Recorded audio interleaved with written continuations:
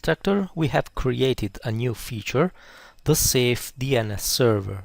When this service is enabled, it serves as a normal DNS server for the network behind the protector.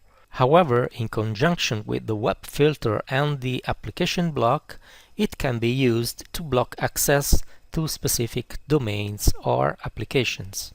To enable the DNS server, open the menu Safe DNS Server and in the Service tab, click to enable the service.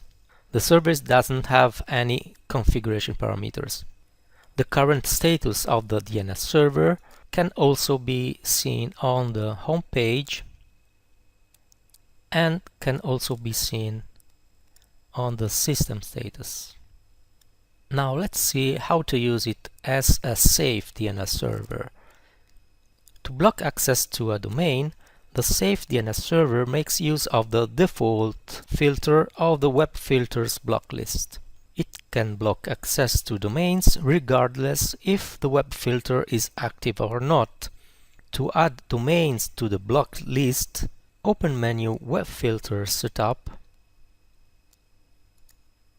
and in the default filter click on Block List.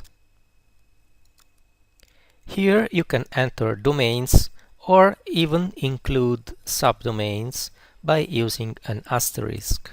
Access to domains is blocked at the DNS level, which means that the protector will refuse to resolve the blocked domains names to IP addresses. For this reason, this method cannot be used to block access to IP addresses. It's important to note that when the service is active, the protector will block access to other DNS servers. Therefore, if a DHCP server on the network behind the protector is configured to assign a DNS server other than the protector's IP address, all the devices in that network won't be able to resolve domain names to IP addresses.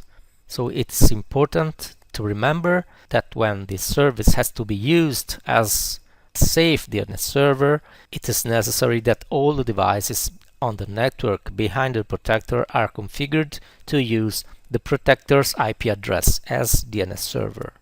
When the web filter is also active, the rules for domain blocking are a combination of the existing web filter rules and of the DNS blocking rules, which means that both sets or rules work together to determine which domains are blocked and which are not blocked.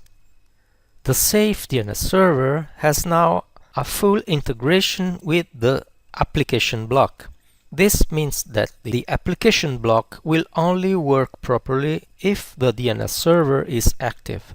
For example, if we disable the DNS server and we go to see the application block page, we can see a warning telling us that we have to enable the DNS server.